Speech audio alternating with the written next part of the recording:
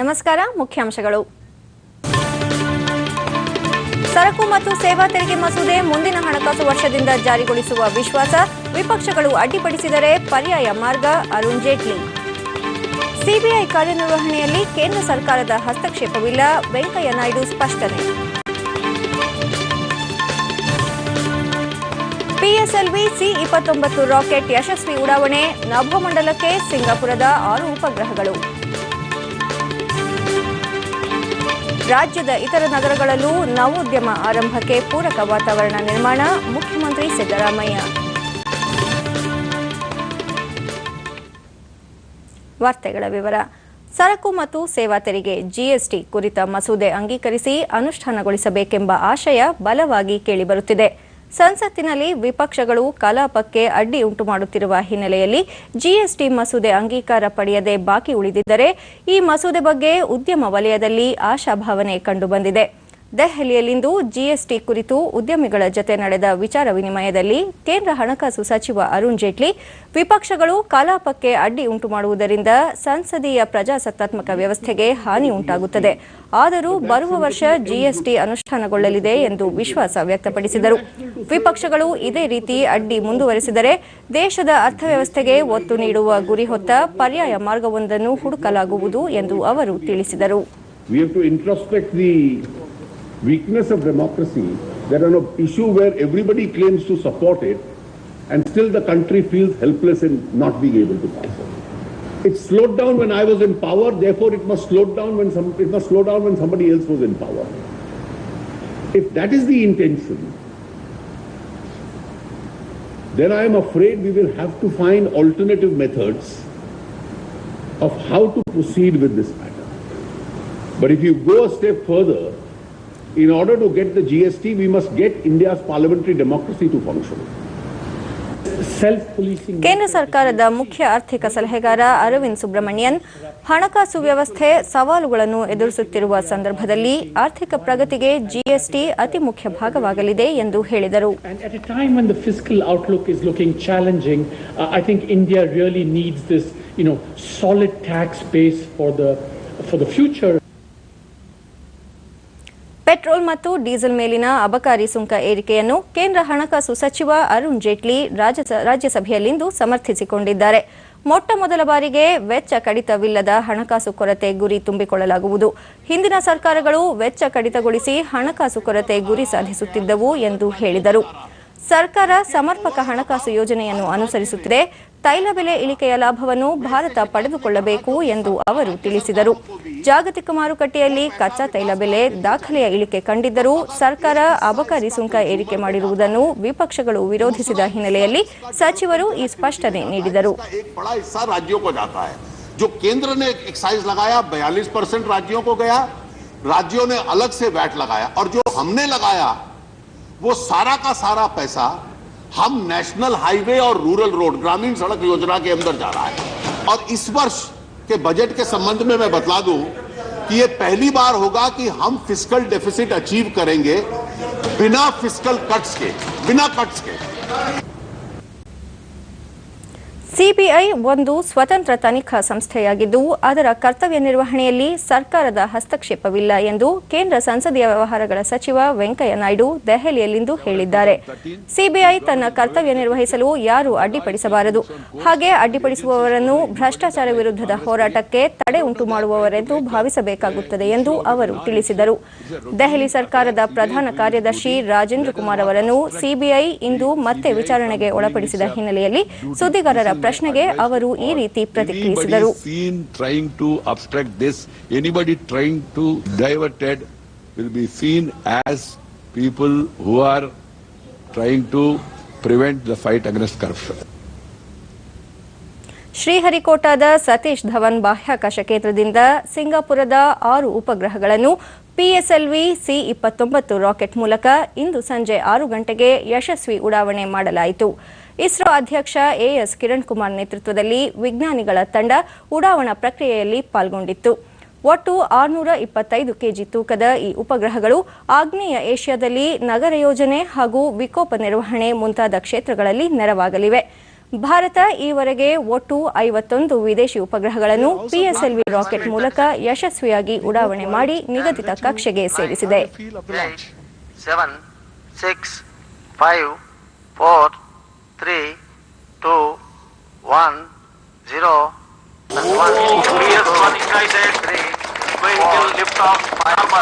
सफल प्रज्वलन आकाश की ओर बढ़ता PSLV C-29 गर्भ के साथ एक धुएं की लकीर छोड़ता अपने पथ और गर्जन दोनों एक साथ प्रकाशित अनुमानित पथ बिल्कुल अवलोकित पथ. Denser atmosphere of Earth with its thrusting power. As you can see, the vehicle is flying exactly planned trajectory with no deviations at all. The flight till now is nominal. We are about 65 seconds into the flight and we are second के बाद पृथक हो जाएगा और हम बहुत ही नजदीक इस पृथक्करण के बहुत ही महत्वपूर्ण क्षण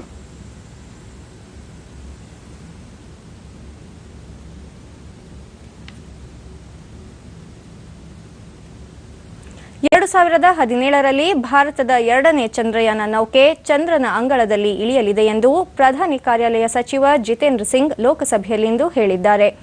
ದೇಶದ ಮೊಟ್ಟಮೊದಲ ಸೌರಯಾನ ನೌಕೆ ಆದಿತ್ಯ L1 2019ರಲ್ಲಿ ಉಡಾವಣೆಯಾಗುವ ಸಾಧ್ಯತೆ ಇದೆ ಎಂದು ಅವರು ತಿಳಿಸಿದರು. ಚಂದ್ರನಲ್ಲಿ ಜೀವಿಗಳಿರುವ ಸಾಧ್ಯತೆ ಕುರಿತ ಶೋಧ ಕಾರ್ಯಕ್ಕೆ ಎರಡನೇ ಚಂದ್ರಯಾನ ನೌಕೆ ನೆರವಾಗಲಿದೆ. ಆದಿತ್ಯ L1 ನೌಕೆ ಭೂಮಿ ಮತ್ತು ಸೂರ್ಯನ ನಡುವಿನ ಕಕ್ಷೆಯ ಕೇಂದ್ರವೊಂದರಿಂದ ಸೂರ್ಯನ ಅಧ್ಯಯನ ಮಾಡಲಿದೆ ಎಂದು ಅವರು ಹೇಳಿದರು. प्रधानमंत्री जी के नेतृत्व में it has been an year of glory and it is a year of achievements for the space technology. ರಾಜ್ಯ ಸರ್ಕಾರ ಹಾಗೂ ನಾಸ್ಕಾಂ ಬೆಂಗಳೂರಿನಲ್ಲಿಂದು ಆಯೋಜಿಸಿದ್ದ ಸ್ಟಾರ್ಟ್ ವೇರ್ ಹೌಸ್ ಸಮಾವೇಶವನ್ನು ಮುಖ್ಯಮಂತ್ರಿ ಸಿದ್ದರಾಮಯ್ಯ ಉದ್ಘಾಟಿಸಿದರು. ಬಳಿಕ ರಾಜ್ಯದಲ್ಲಿ ನವೋದ್ಯಮ ಉತ್ತೇಜನಕ್ಕೆ ಸರ್ಕಾರ ಹೊಸ ನೀತಿಯನ್ನು ಈಗಾಗಲೇ ಜಾರಿಗೊಳಿಸಿದ್ದು 2020ರ ವೇಳೆಗೆ 20,000 ತಂತ್ರಜ್ಞಾನ ನವೋದ್ಯಮಕ್ಕೆ ಅವಕಾಶ ನೀಡುವ ಗುರಿ ಹೊಂದಿದ್ದು ಇದರಿಂದ 6 ಲಕ್ಷ ನೇರ ಹಾಗೂ ಸುಮಾರು 12 ಲಕ್ಷ ಪರೋಕ್ಷ ಉದ್ಯೋಗ ಸೃಷ್ಟಿಯಾಗಲಿದೆ ಎಂದರು. ದೇಶದಲ್ಲೇ ನವೋದ್ಯಮಗಳ ಆರಂಭಕ್ಕೆ ಬೆಂಗಳೂರು ಪ್ರಶಸ್ತ ತಾಣವಾಗಿ ಮುಂದುವರಿಯಲಿದೆ. ರಾಜ್ಯದ ಇತರ ನಗರಗಳನ್ನು ಅಂತಾರಾಷ್ಟ್ರೀಯ ಮಟ್ಟದಲ್ಲಿ ನವೋದ್ಯಮ ಆರಂಭಕ್ಕೆ ಸೂಕ್ತ ತಾಣಗಳಾಗಿ ಸಜ್ಜುಗೊಳಿಸಲು ಸರ್ಕಾರ ಶ್ರಮಿಸಲಿದೆ ಎಂದರು. Setting up of incubation centers, fostering strong partnerships between R&D and industry, providing early stage funding to startups by setting up a startup fund. The startup policy covers information technology, biotechnology. Bengaluru has the advantage of millions of skilled professionals, presence of 400 research and development centers, and private sectors, and a number of private higher education institutions adopting global educational standards. The states had led the nation in technological innovations and entrepreneurship. The policy initiatives of the state government in developing the ecosystem have been instrumental to a large extent in positioning Bengaluru as the second largest technology hub in the world. The industry-friendly policies of state government have in no small measure contributed to the growth of knowledge economy, driving innovation and encouraging startups. Karnataka's information technology enabled services, innovation, incentives policy of the state government set up by the state government in association with NASCOM has been a successful experiment resulting in over 64 startups being incubated. These early stage companies have been successful in drawing the attention of angel investors and ventures capitalists. As many as 60 startups raised a capital of over rupees 600 crore. Bengaluru ನಗರಾಭಿವೃದ್ಧಿ ಸಚಿವ K J George ಬೆಂಗಳೂರಿನಲ್ಲಿ ಸ್ಟಾರ್ಟ್ಅಪ್ಗಳಿಗೆ ಮೂಲಸೌಕರ್ಯ ಒದಗಿಸಲು ರಾಜ್ಯ ಸರ್ಕಾರ ಒತ್ತು ನೀಡಿದ್ದು ರಸ್ತೆಗಳ ವಿಸ್ತರಣೆ, ಮೆಟ್ರೋ ಯೋಜನೆ ತ್ವರಿತ ಜಾರಿಗೆ ಸರ್ಕಾರ ಮುಂದಾಗಿದೆ ಎಂದರು. about 1,200 crores. Already the tender is thing, it is the final stage, we are going to do it. Likewise, the second phase of the metro is already started. And the first phase, we are very confident that will be start by June, the entire thing. But Baipanali to Mysore, that stretch will be open by January, that stretch will be open. By June, the entire first phase will be completed and the second phase work is already started. And also, he had given enough funds to us to start the road work. That's a big problem which we are facing in the Whitefield area because this is one of the fastest growing city in the world.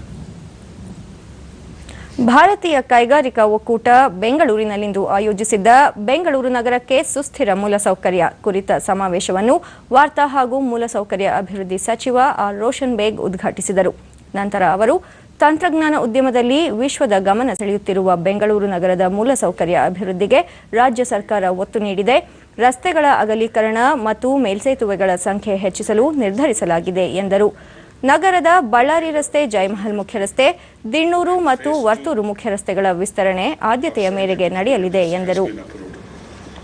With others to be taken at an outlay of 1,500 crores.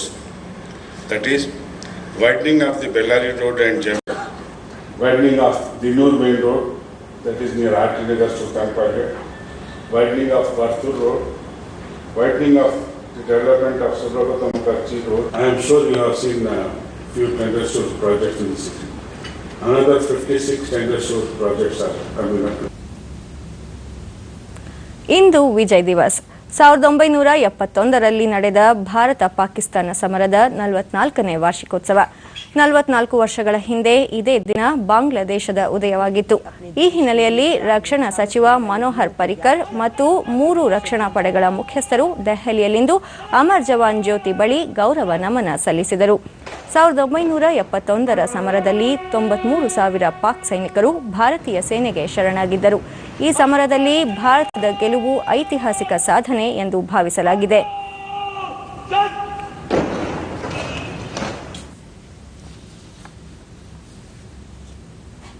ನಂತರ ಸುದ್ದಿಗಾರರೊಂದಿಗೆ ರಕ್ಷಣಾ ಸಚಿವ ಮನೋಹರ್ ಪರಿಕರ್ ವಿಶ್ವಸಂಸ್ಥೆ ನಿರ್ಣಯ ಅಂಗೀಕರಿಸಿದರೆ ISIS ಉಗ್ರ ಸಂಘಟನೆ ವಿರುದ್ಧದ ಕಾರ್ಯಾಚರಣೆಯಲ್ಲಿ ಭಾಗಿಯಾಗಲು ಭಾರತ ಸಿದ್ಧವಿದೆ ಎಂದು ಹೇಳಿದರು. ಈ ಸಂಬಂಧ ಭಾರತದ ನೀತಿಯಲ್ಲಿ ಯಾವುದೇ ಬದಲಾವಣೆ ಇಲ್ಲ. ಈ ಹಿನ್ನೆಲೆಯಲ್ಲಿ ಗುಪ್ತಚರ ಮಾಹಿತಿಯನ್ನು ಭಾರತ ವಿನಿಮಯ ಮಾಡಿಕೊಳ್ಳುತ್ತಿದೆ. ಅಗತ್ಯ ಕಂಡುಬಂದರೆ ಮಾಹಿತಿ ವಿನಿಮಯ ಹೆಚ್ಚಿಸಲಾಗುವುದು ಎಂದು ಅವರು ಸ್ಪಷ್ಟಪಡಿಸಿದರು. 1971ರ ಭಾರತ ಪಾಕಿಸ್ತಾನ ಯುದ್ಧದ ಹುತಾತ್ಮ ಯೋಧರ ಸ್ಮರಣೆಯಲ್ಲಿ ಬೆಂಗಳೂರಿನಲ್ಲಿಂದು ವಿಜಯ್ ದಿವಸ್ ಆಚರಿಸಲಾಯಿತು. ವಿಧಾನ ಪರಿಷತ್ ಸಭಾಪತಿ ಡಿಎಚ್ ಶಂಕರಮೂರ್ತಿ, ಗೃಹ ಸಚಿವ ಡಾಕ್ಟರ್ ಜಿ ಪರಮೇಶ್ವರ್, ವಿಧಾನ ಪರಿಷತ್ ಸದಸ್ಯ ಗಣೇಶ್ ಕಾರ್ಣಿಕ್ ಮತ್ತು ಸೇನಾಪಡೆ ಅಧಿಕಾರಿಗಳು ಹುತಾತ್ಮ ಯೋಧರ ಸ್ಮಾರಕಕ್ಕೆ ಪುಷ್ಪ ನಮನ ಸಲ್ಲಿಸಿದರು.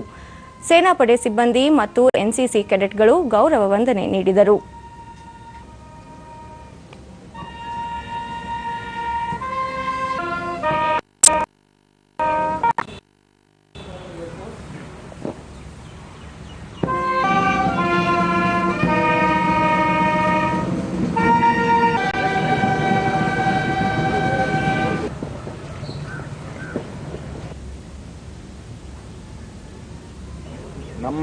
ಬಳಿಕ ಡಾಕ್ಟರ್ ಜಿ ಪರಮೇಶ್ವರ್, ದೇಶದ ರಕ್ಷಣೆಗಾಗಿ ಪ್ರಾಣತ್ಯಾಗ ಮಾಡಿದ ಯೋಧರನ್ನು ಸ್ಮರಿಸುವುದು ಪ್ರತಿ ಭಾರತೀಯನ ಕರ್ತವ್ಯ.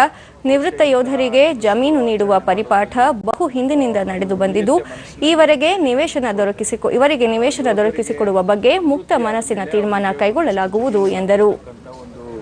ಪರಿಪಾಠ ನಮ್ಮಲ್ಲಿ ನಡ್ಕೊಂಡು ಬಂದಿದೆ. ಇವತ್ತಿಗೂ ಕೂಡ ಅದು ಕಾನೂನಿನಲ್ಲೇ ಇವತ್ತಿಗೂ ಕೂಡ ಇದೆ.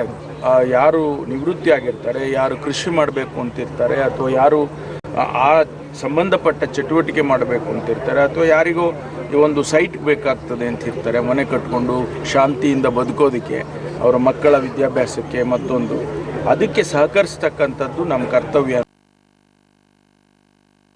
ರಾಷ್ಟ್ರಪತಿ ಪ್ರಣಬ್ ಮುಖರ್ಜಿ 2 ದಿನಗಳ ಭೇಟಿಗಾಗಿ ಇದೇ 22ರಂದು ರಾಜ್ಯಕ್ಕೆ ಆಗಮಿಸಲಿದ್ದಾರೆ.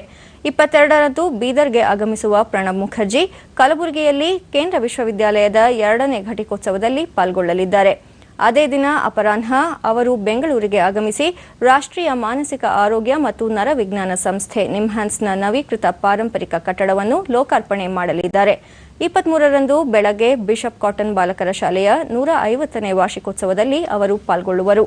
ಬಳಿಕ ಕಿದ್ವಾಯಿ ಸಂಸ್ಥೆಯ ಸಂಸ್ಥಾಪನಾ ದಿನಾಚರಣೆಯಲ್ಲಿ ಭಾಗವಹಿಸಿ ರಾಜ್ಯ ಕ್ಯಾನ್ಸರ್ ಸಂಸ್ಥೆಗೆ ಶಂಕುಸ್ಥಾಪನೆ ನೆರವೇರಿಸಲಿರುವ ರಾಷ್ಟ್ರಪತಿಗಳು ಮಧ್ಯಾಹ್ನ ಎಚ್ಎಎಲ್ ವಿಮಾನ ನಿಲ್ದಾಣದಿಂದ ಹೈದರಾಬಾದಿಗೆ ತೆರಳಲಿದ್ದಾರೆ ಎಂದು ಅಧಿಕೃತ ಮೂಲಗಳು ತಿಳಿಸಿವೆ. ಇನ್ನು ಹವಾವರ್ತಮಾನ. ಕರಾವಳಿ ಹಾಗೂ ದಕ್ಷಿಣ ಒಳನಾಡಿನ ಸುತ್ತಮುತ್ತ ಮಳೆಯಾಗಿದೆ. ಉತ್ತರ ಒಳನಾಡಿನಲ್ಲಿ ಒಣಹವೆ ಮುಂದುವರೆದಿತ್ತು. ಭಾಗಮಂಡಲ, ಸೋಮವಾರಪೇಟೆ 2, ಮಡಿಕೇರಿ, ಹೆಚ್ಡಿಕೋಟೆಯಲ್ಲಿ 1 ಸೆಂಟಿಮೀಟರ್ ಮಳೆಯಾಗಿದೆ. ಬಾಗಲಕೋಟೆಯಲ್ಲಿ ಕನಿಷ್ಠ 14 ಡಿಗ್ರಿ ಸೆಲ್ಸಿಯಸ್ ತಾಪಮಾನ ದಾಖಲಾಗಿದೆ. ಮುನ್ಸೂಚನೆಯಂತೆ ಮುಂದಿನ 2 ದಿನಗಳ ಕಾಲ ಕರಾವಳಿಯ ಕೆಲವೆಡೆ ಗುಡುಗು ಸಹಿತ ಮಳೆ ಬೀಳುವ ಸಂಭವ. ಉತ್ತರ ಒಳನಾಡಿನಲ್ಲಿ ಒಣಹವೆ ಮುಂದುವರಿಕೆ. ಬೆಂಗಳೂರು ಹಾಗೂ ಸುತ್ತಮುತ್ತ ಭಾಗಶಃ ಮೋಡ ಕವಿದ ವಾತಾವರಣ. ಬೆಳಗಿನ ವೇಳೆ ಕೆಲವೆಡೆ ಮಂಜು ಬೀಳುವ ಸಾಧ್ಯತೆ. ಗರಿಷ್ಠ 30, ಕನಿಷ್ಠ 19 ಡಿಗ್ರಿ ಸೆಲ್ಸಿಯಸ್ ತಾಪಮಾನ ಇರುವ ನಿರೀಕ್ಷೆ. ಕೊನೆಯಲ್ಲಿ ಮತ್ತೊಮ್ಮೆ ಮುಖ್ಯಾಂಶಗಳು. ಸರಕು ಮತ್ತು ಸೇವಾ ತೆರಿಗೆ ಮಸೂದೆ ಮುಂದಿನ ಹಣಕಾಸು ವರ್ಷದಿಂದ ಜಾರಿಗೊಳಿಸುವ ವಿಶ್ವಾಸ. ವಿಪಕ್ಷಗಳು ಅಡ್ಡಿಪಡಿಸಿದರೆ ಪರ್ಯಾಯ ಮಾರ್ಗ. ಅರುಣ್ ಜೇಟ್ಲಿ. ಸಿಬಿಐ ಕಾರ್ಯನಿರ್ವಹಣೆಯಲ್ಲಿ ಕೇಂದ್ರ ಸರ್ಕಾರದ ಹಸ್ತಕ್ಷೇಪವಿಲ್ಲ. ವೆಂಕಯ್ಯ ನಾಯ್ಡು ಸ್ಪಷ್ಟನೆ.